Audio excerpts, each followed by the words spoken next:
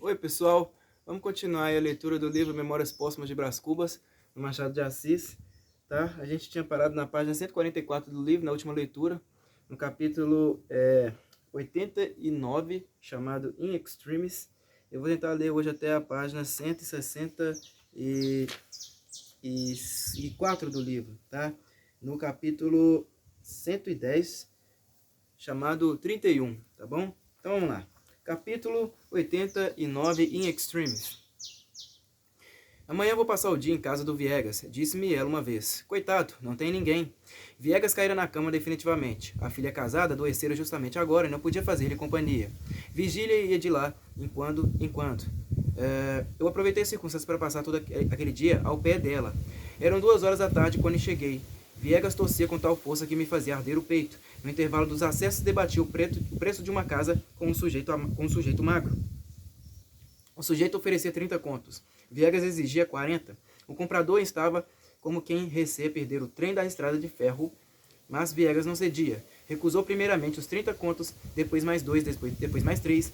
Enfim, teve um forte acesso que lhe tolheu a fala durante 15 minutos. O comprador acarinhou-o muito, arranjou-lhe os travesseiros, ofereceu-lhe 36 contos. Nunca, gemeu o enfermo. Mandou buscar um maço de papéis à escrivania. Não tendo forças para tirar a fita de borracha que prendia os papéis, pediu-me que os deslaçasse. Filo, eram as contas das despesas com a construção da casa. Contas de pedreiro, de carpinteiro, de pintor, contas do papel da sala de visitas, da sala de jantar, das alcovas, dos gabinetes, contas das ferragens, custo do terreno. Ele abria-as uma por uma com a mão trêmula e pedia-me que as lesse, e eu lia-as. Veja, 1.200, papel de 1.200 a peça, dobradiças francesas. Veja, é de graça, concluiu ele depois de lida a última conta. Pois bem, mas 40 contos, não lhe dou por menos, só os juros, faça a conta dos juros. Vinham torcidas estas palavras, às golfadas, às sílabas, como se fossem migalhas de um pulmão desfeito. Nas órbitas fundas rolavam os olhos lampejantes que me faziam lembrar a lamparina da madrugada. Sob o lençol desenhava-se a estrutura óssea do corpo, pontuda em 2 lugares, nos joelhos e nos pés. A pele amarelada, bamba, rugosa, revestia apenas a caveira de um rosto sem expressão. Uma carapuça de algodão branco cobria-lhe o crânio rapado pelo tempo. Então, disse o sujeito magro. Fiz-lhe sinal para que não insistisse, e ele calou-se por alguns instantes. O doente ficou a olhar para o teto, calado, a arfar muito. Virgília empalideceu, levantou-se e foi até a janela. Suspeitara a morte, tinha medo. Eu procurei falar de outras coisas. O sujeito magro contou uma anedota e tornou a tratar da casa, alteando a proposta. 38 contos, disse ele. Hã? Gemeu o enfermo. O sujeito magro aproximou-se da cama, pegou-lhe na mão e sentiu-a fria. Eu acheguei-me ao doente, perguntei-lhe se sentia alguma coisa, se queria tomar um cálice de vinho. Não, não, quá, quarém, quá, quá. Teve um acesso de tosse e foi o último. Daí a pouco, expirava ele, com grande consternação do sujeito magro, que me confessou depois a disposição em que estava de oferecer os 40 contos. Mas era tarde. Capítulo 90, o velho colóquio de Adão e Caim. Nada, nenhuma lembrança testamentária, uma pastilha que fosse, com que de todo em todo não parecesse ingrato ou esquecido. Nada.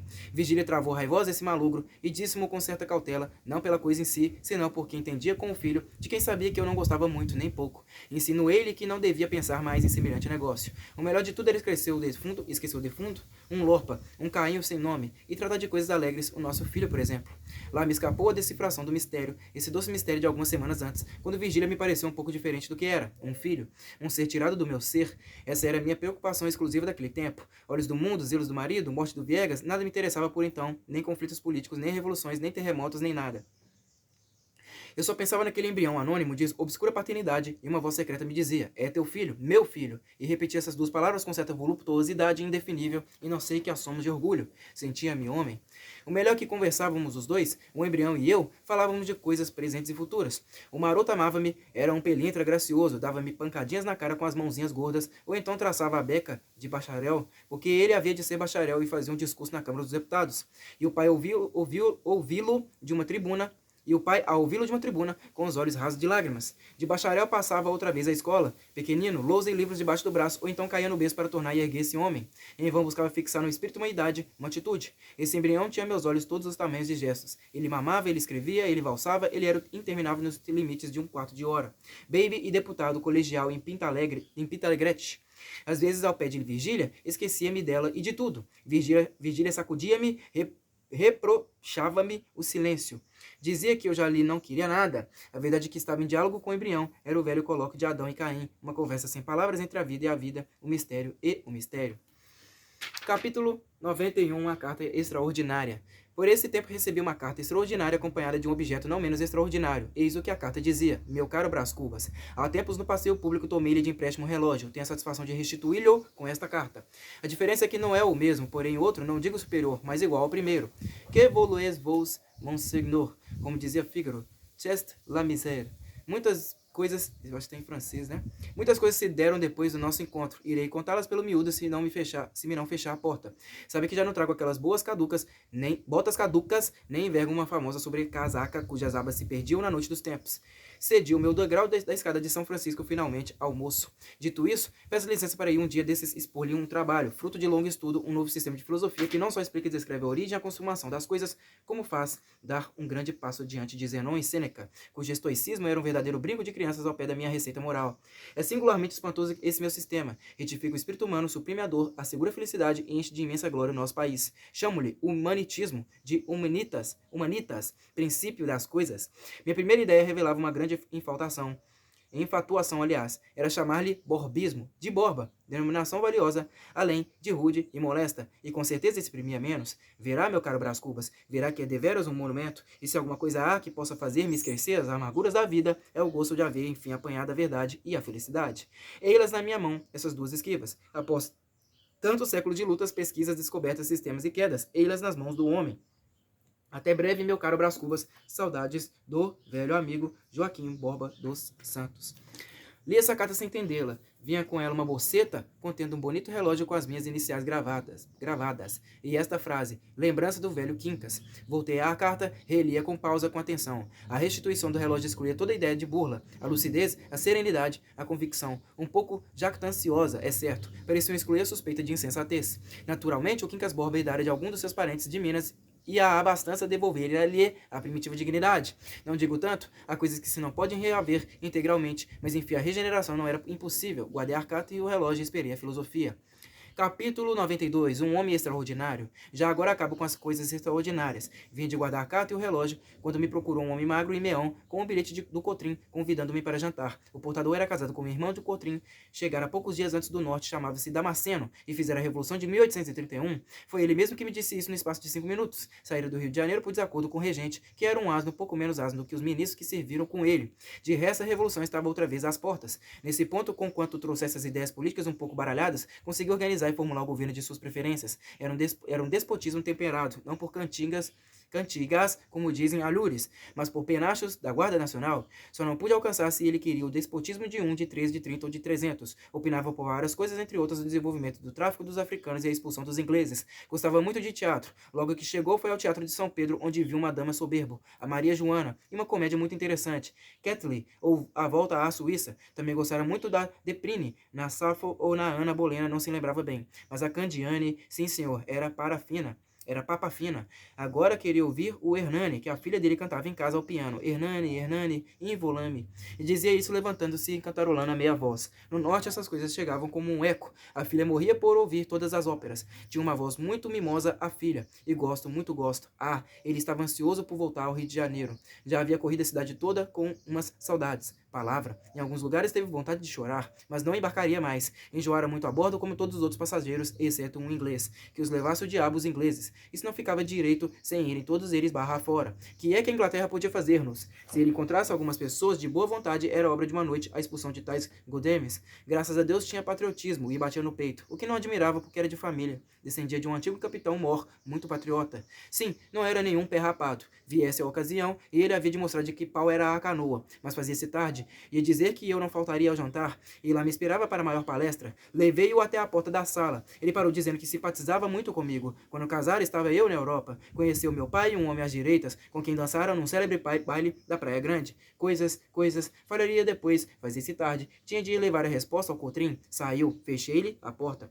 Capítulo 93, o jantar. Que suplício que foi o jantar. Felizmente, Sabina fez-me sentar ao pé da filha do Damasceno, uma dona Eulália, ou mais familiarmente, Nha Lulu.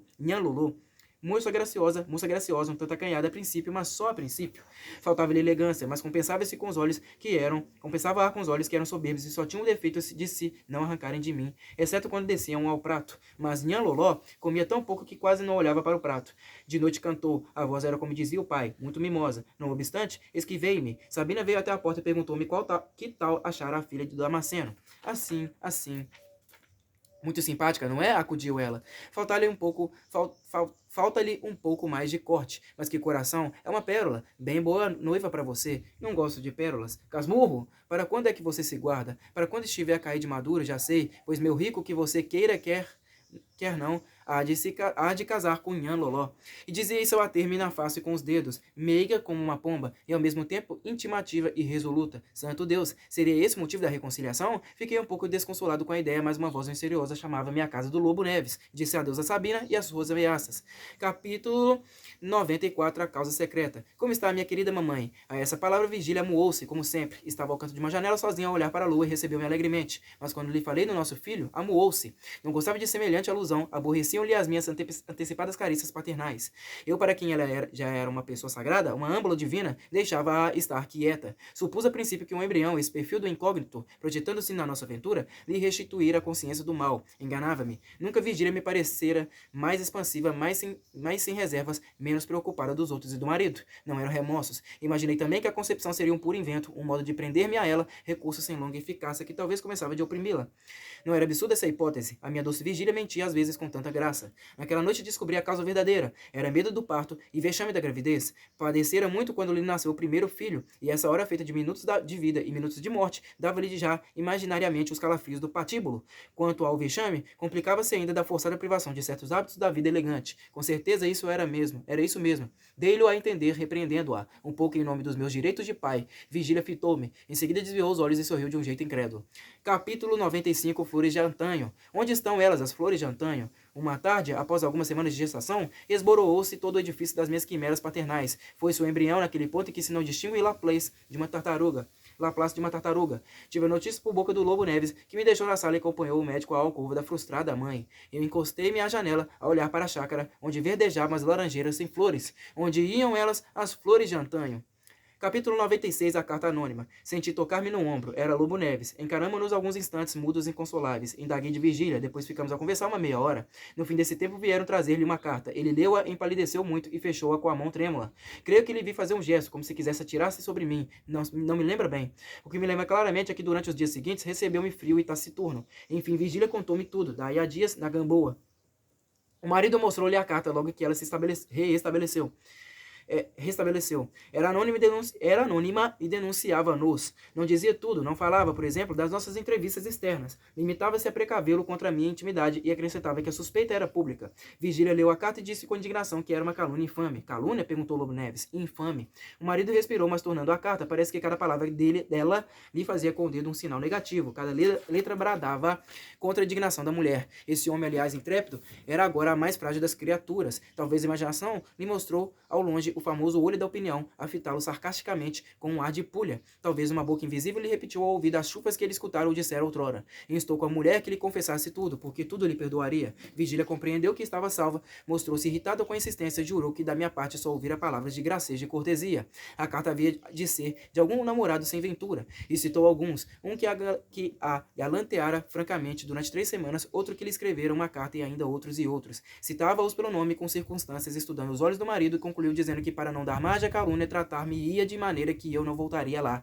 Ouvi tudo isso um pouco turbado, não pelo acréscimo de dissimulação que era preciso empregar de hora em diante, até afastar-me inteiramente da casa do Lobo Neves, mas pela tranquilidade moral de Virgília, pela falta de comoção, de susto, de saudades e até de remorsos. Virgília notou minha preocupação, levantou-me a cabeça porque eu olhava até então para o soalho e disse-me com certa amargura: você não merece os sacrifícios que lhe faço. Não lhe disse nada, era ocioso ponderar-lhe que um pouco de desespero e terror daria à nossa situação sabor cáustico dos primeiros dias. Mas se lhe dissesse, não é impossível que ela chegasse lenta e artificiosamente até esse pouco de desespero e terror. Não lhe disse nada. Ela batia nervosamente com a ponta do pé no chão. Aproximei-me e beijei-a na testa. Virgília recuou como se fosse um beijo de defunto. Capítulo 97, entre a boca e a testa. Sinto que o leitor estremeceu, ou devia estremecer. Naturalmente, a última palavra sugeriu-lhe 3 ou 4 reflexões. Veja bem o quadro. Numa casinha da Gamboa, duas pessoas que se amam há muito tempo, uma inclinada para a outra, dar-lhe um beijo na testa e a outra recuar como se sentisse o contato de uma boca de cadáver. Há aí, no breve intervalo entre a boca e a testa, antes do beijo e depois do beijo, há aí largo espaço para muita coisa. A contração de um ressentimento, a ruga da desconfiança ou, enfim, o nariz pálido e sonolento da saciedade. Capítulo 98. Suprimido. Separamos-nos alegremente. Já ter reconciliado com a situação, a carta anônima restituía à nossa aventura o sal do mistério e a pimenta do perigo. E afinal foi bem bom que Virgília não perdesse naquela crise a posse de si mesma.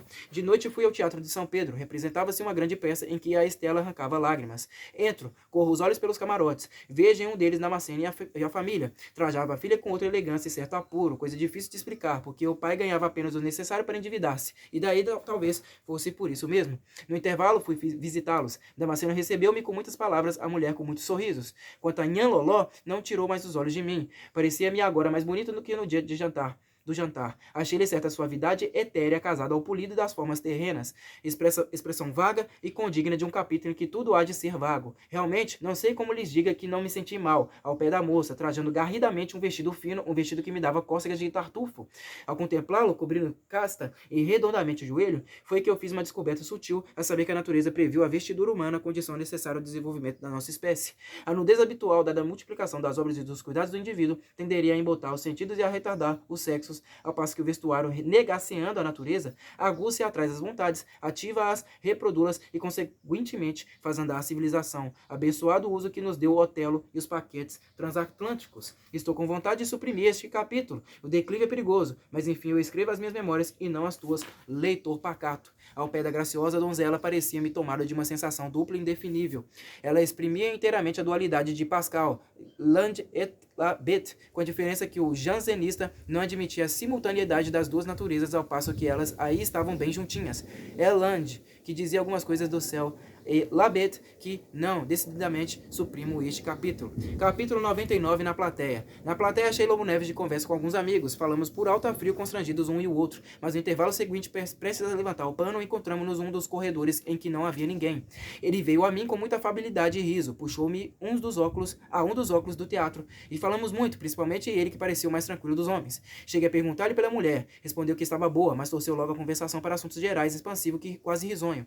Adivinhe que quiser a causa da diferença. Eu fujo ao Damasceno que me espreita ali da porta do camarote. Não ouvi nada do seguinte ato, nem as palavras dos atores, nem as palmas do público. Reclinado da cadeira, apanhava de memória os retalhos da conversação do Lobo Neves. Refazia as maneiras dele e concluía que era muito melhor a nova situação. Bastava-nos a Gamboa. A frequência da outra casa aguçaria as invejas. Rigorosamente podíamos dispensar-nos de falar todos os dias.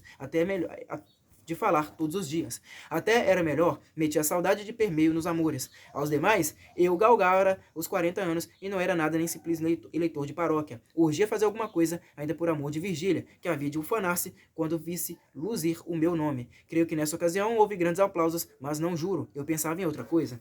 Multidão cujo amor cobicei até a morte, era assim que eu me vingava às vezes de ti, deixava burburinhar em volta do meu corpo a gente humana sem a ouvir, como prometeu de Ésquilo, fazia os seus verdugos. Ah, tu cuidavas encadear-me ao rochedo da tua frivolidade, da tua indiferença ou da tua agitação. Frágeis cadeias, amiga minha, eu rompia-as de um gesto de Gulliver. Vulgar coisa é ir considerar no ermo, o voluptuoso, o esquisito, insular-se o homem no meio de um mar de gestos e palavras, de nervos e paixões, decretar-se aliado, inacessível a ausente. O mais que podem dizer quando ele torna a si, isto é, quando torna aos outros, é que baixa do mundo da lua. Mas o mundo da lua, esse desvão luminoso e recatado do cérebro, que outra coisa é senão a afirmação desdenhosa da nossa liberdade espiritual. Vive Deus, eis um bom fecho de capítulo. Capítulo 100, o caso provável. Se esse mundo não fosse uma região de espíritos desatentos, era escusado lembrar ao leitor que eu só afirmo certas leis quando as possuo deveras. Em relação a outras, restringo-me à admissão da probabilidade. O exemplo da segunda classe constitui o presente capítulo, cuja leitura recomendo a todas as pessoas que amam o estudo dos fenômenos sociais.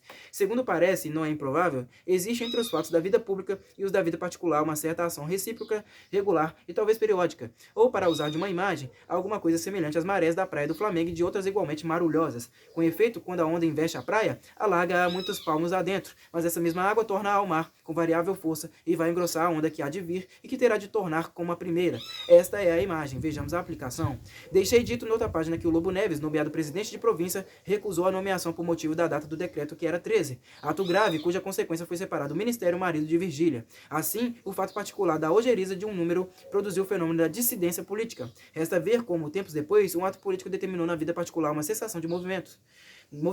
Não convindo ao método deste livro descrever imediatamente esse outro fenômeno, limito-me a dizer por ora que o Lobo Neves, 4 meses depois do nosso encontro no teatro, reconciliou-se com o ministério, fato que o leitor não deve perder de vista se quiser penetrar a sutileza do meu pensamento. Capítulo 101, a Revolução Dálmata. Foi Virgília quem me deu notícia da viravolta política do marido, certa manhã de outubro, entre 11 e meio-dia. Falou-me de reuniões, de conversas, de um discurso. De maneira que desta vez fica você, baronesa, interrompi eu. Ela derreou os cantos da boca e moveu a cabeça a um e outro lado, mas esse gesto de indiferença era desmentido por alguma coisa menos definível, menos clara, uma expressão de gosto e de esperança.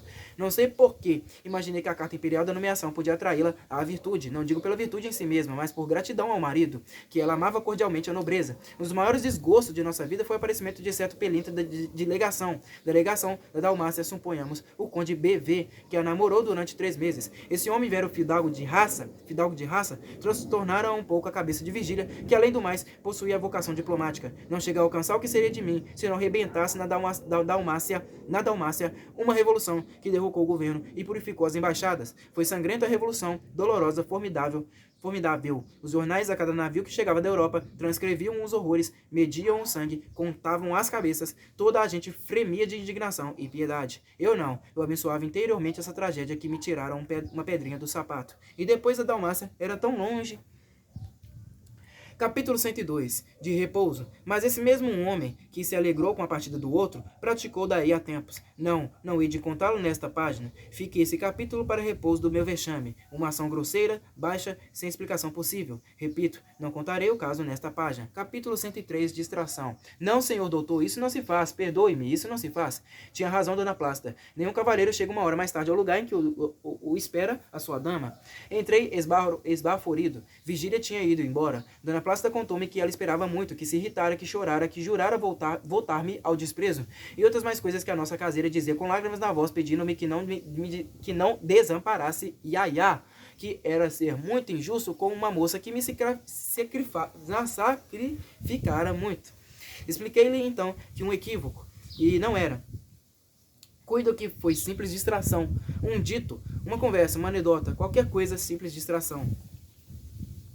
Coitada de Dona Plácida, coitada, estava aflita de veras, andava de um lado para o outro, abanando a cabeça, suspirando com estrépito, espiando pela rótula. Coitada de Dona Plácida. Com que arte conchegava as roupas, bafejava as faces, acalentava as manhas do nosso amor. Que imaginação fértil em tornar as horas mais aprazíveis e breves. Flores doces, os bons doces de outros dias, e muito riso, muito afago, riso e afago que cresciam com o tempo, como se ela quisesse fixar a nossa aventura ou restituir-lhe a primeira flor. Nada esquecia a nossa confidente caseira, nada, nem a mentira, porque a um e outro referia suspiros e saudades que não presenciaria, nada, nem a calúnia, porque uma vez chegou a atribuir-me uma paixão nova. Você sabe que não posso gostar de outra mulher, foi a minha resposta quando Virgília me falou em semelhante coisa, e esta só palavra, sem nenhum protesto ou admoestação, dissipou a leive de Dona Plácida, que ficou triste. Está bem, disse-lhe eu, depois de um quarto de hora. Virgília há de reconhecer que não tive culpa nenhuma. Quer você levar-lhe uma carta agora mesmo? Ela há de estar bem triste, coitadinha. Olha, eu não desejo a morte de ninguém, mas se o senhor doutor algum dia chegar a casar com Yaya, então sim, é que há de ver o anjo que ela é. Lembra-me que desviei o rosto e baixei os olhos ao chão. Recomendo esse gesto às pessoas que não tiverem uma palavra pronta para responder, ou ainda as que recearem encarar a pupila de outros olhos. Em tais casos, alguns preferem recitar uma oitava dos Lusíadas, outros adotam o recurso de assobiar a norma. Eu atenho-me ao gesto indicado. É mais simples, exige menos esforço. 3 dias depois estava tudo explicado. Suponho que Virgília ficou um pouco admirada quando lhe pedi desculpa das lágrimas que derramaram naquela triste ocasião. Nem me lembra se interiormente as atribuía a Dona Plasta. Com efeito, podia acontecer que Dona Plasta chorasse ao vê-la desapontada, e por um fenômeno da visão, as lágrimas que tinha nos próprios olhos lhe parecessem cair dos olhos de Virgília. Fosse como fosse, tudo estava explicado, mas não perdoado, e menos ainda esquecido. Virgília dizia-me uma porção de coisas duras, ameaçava-me com a separação, enfim louvava o marido. Esse sim era um homem digno, muito superior a mim, delicado, um primor de cortesia e afeição. É o que ela dizia enquanto eu, sentado com os braços fincados nos joelhos, olhava para o chão, onde uma mosca arrastava uma formiga que lhe mordia o pé. Pobre mosca, pobre formiga. Mas você não diz nada, nada? Perguntou Virgília parando diante de mim. Que hei de dizer? Lhe expliquei tudo. Você teme zangar-se. Que hei de dizer? Sabe o que me parece? Parece-me que você está enfastiada, que se aborrece, que quer acabar. Justamente. Foi dali pôr o chapéu com a mão trêmula, raivosa. Adeus, Dona Plácida, bradou ela para dentro. Depois foi até a porta, correu o fecho. Ia sair, agarrei-a pela cintura. Está bom, disse-lhe. Virgília ainda forcejou por sair. Eu retive-a. Pedi-lhe que ficasse, que esquecesse. Ela afastou-se da porta e foi cair no canapé. Sentei-me ao pé dela. Disse-lhe muitas coisas meigas, outras humildes, outras graciosas. Não afirmo se os nossos lábios chegaram à distância de um fio de cambraia ou ainda menos. É matéria controversa. Lembra-me, sim, que na agitação caiu um brinco, aliás, de Virgília, que eu inclinei-me a apanhá-lo e que a mosca de a pouco trepou ao brinco, levando sempre a formiga no pé. Então eu, com a delicadeza nativa de um homem do nosso século, pus na palma da mão aquele casal de mortificados. Calculei toda a distância que ia da minha mão ao planeta Saturno e perguntei a mim mesmo que interesse podia haver num episódio tão mofino. Se concluís daí que eu era um bárbaro, enganaste, porque eu pedi um grampo a Virgília a fim de separar os dois insetos. Mas a mosca farejou a minha intenção, abriu as asas e foi-se embora. Pobre mosca, pobre formiga, e Deus viu que isso era bom, como se diz na Escritura. Capítulo 104. Era ele! Restituiu o grampo a Virgília, que o repregou nos cabelos e preparou-se para sair. Era tarde. Tinham dado 3 horas. Tudo estava esquecido e perdoado. Dona Plácida, que espreitava a ocasião idônea para a saída, fecha subitamente a janela e exclama: Virgem Nossa Senhora! Aí vem o marido de Yaya. O momento de terror foi curto, mas completo. Virgília fez-se da cor das rendas do vestido. Correu até a porta da alcova. Dona Plácida, que fechara a rótula, queria fechar também a porta de dentro. Eu dispus-me a esperar o Lobo Neves. Esse curto instante parou. Virgília tornou a si, empurrou-me para a alcova, disse a Dona Plácida que voltasse à janela. A confidente obedeceu. Era ele. Dona Plácida abriu-lhe a porta com muitas exclamações de pasmo. O senhor por aqui, honrando a casa de sua velha. Entre, faça favor. Adivinhe quem está cá. Não tem que adivinhar, não vê por outra coisa. Apareça, Yaya. Virgília, que estava a um canto, atirou-se ao marido. Eu espreitava-os pelo buraco da fechadura. O Lobo Neves entrou lentamente, pálido, frio, quieto, sem explosão, sem arrebatamento, e circulou um olhar em volta da sala. Que é isso? Exclamou Virgília. Você por aqui? Ia passando, vi Dona Plácida da janela e vim cumprimentá-la. Muito obrigada, acudiu esta. E digam que as velhas não valem alguma coisa. Olhai, gentes. Yaya parece estar com ciúmes. E acariciando muito. E Xanginha que nunca se esqueceu da velha Plácida, coitadinha, é mesmo a cara da mãe. Sente-se, senhor doutor. Não me demoro. Você vai para casa? Disse Virgília. Vamos juntos. Vou. Dê cá o meu chapéu, Dona Plácida. Está aqui. Dona Plácida foi buscar um espelho, abriu-o diante dela. Virgília punha o chapéu, atava as fitas, arranjava os cabelos, falando ao marido que não respondia nada. A nossa boa velha tagarelava demais. Era um modo de disfarçar as tremuras do corpo. Virgília, dominado o primeiro instante, tornara a posse de si mesma. Pronta, disse ela. Adeus, Dona Plácida. Não se esqueça de aparecer, ouviu? A outra prometeu que sim, e abriu-lhe a porta. Capítulo 105. Equivalência das janelas. Dona Plácida fechou a porta e caiu numa cadeira. Eu deixei imediatamente a alcova e dei 2 passos para sair à rua, com o fim de arrancar Virgília ao marido. Foi o que disse, e em bem que o disse, porque Dona Plácida deteve-me por um braço. Tempo houve que cheguei a supor que não dissera aquilo senão para que ela me detivesse, mas a simples reflexão basta para mostrar que depois dos 10 minutos da alcova, o gesto mais genuíno e cordial não podia ser senão esse. E isso por aquela famosa lei da equivalência das janelas que eu tive a satisfação de descobrir e formular no capítulo 51. Era preciso arejar a consciência. A alcova foi uma janela fechada. Eu abri outra com o gesto de sair e respirei. Capítulo 106. Jogo perigoso. Respirei e sentei-me. Dona Plácida atroava a sala com exclamações e lástimas. Eu ouvia sem lhe dizer coisa nenhuma. Refletia comigo se não era melhor ter fechado Virgília na alcova e ficado na sala. Mas adverti logo que seria pior. Confirmaria a suspeita, chegaria o fogo à pólvora e uma cena de sangue. Foi muito melhor assim, mas depois, o que ia acontecer em casa de Virgília? Matá-la ia, o marido? Espancá-la ia? Encerrá-la ia? Expulsá-la ia? Estas interrogações percorriam lentamente o meu cérebro, como os pontinhos e vírgulas escuras percorrem o corpo visual dos olhos enfermos ou cansados. Iam e vinham, com seu aspecto seco e trágico, e eu não podia agarrar um deles e dizer, és tu e não outro. De repente vejo um vulto negro, era a dona Plástica que fora dentro, enfiar a mantilha e vinha oferecer-se-me para ir à casa do Lobo Neves. Perdão. Ponderei-lhe que era arriscado porque ele desconfiaria da visita tão próxima. Sossegue, interrompeu ela. Eu saberei arranjar as coisas. Se ele estiver em casa, não entro. Saiu. Eu fiquei a ruminar o sucesso e as consequências possíveis. Ao cabo, parecia-me jogar um jogo perigoso e perguntava a mim mesmo se não era tempo de levantar e espairecer. Senti-me tomado de uma saudade do casamento, de um desejo de canalizar a vida. Por que não? Meu coração tinha ainda que explorar. Não me sentia incapaz de um amor casto, severo e puro. Em verdade, as aventuras são a parte torrencial e vertiginosa da vida. Isto é, a exceção. Eu estava enfarado delas. Não sei até se me pungia algum remorso. Mal pensei naquilo. Deixei-me ir atrás da imaginação. Vi-me logo casado ao pé de uma mulher adorável, diante de um baby, que dormia no regaço da ama, todos nós no fundo de uma chácara sombria e verde, a espiarmos através da árvore uma nesga do céu azul, extremamente azul. Capítulo 107, bilhete. Não ouvi nada, mas ele suspeita alguma coisa. Está muito sério e não fala? Agora saiu. Sorriu uma vez somente para Nhonhô, depois de o fitar muito tempo carrancudo. Não me tratou mal nem bem. Não sei o que vai acontecer. Deus queira que isto passe. Muita cautela, por hora, muita cautela. Capítulo 108, que se não entende. Eis aí o drama, eis aí a ponta da orelha trágica de Shakespeare.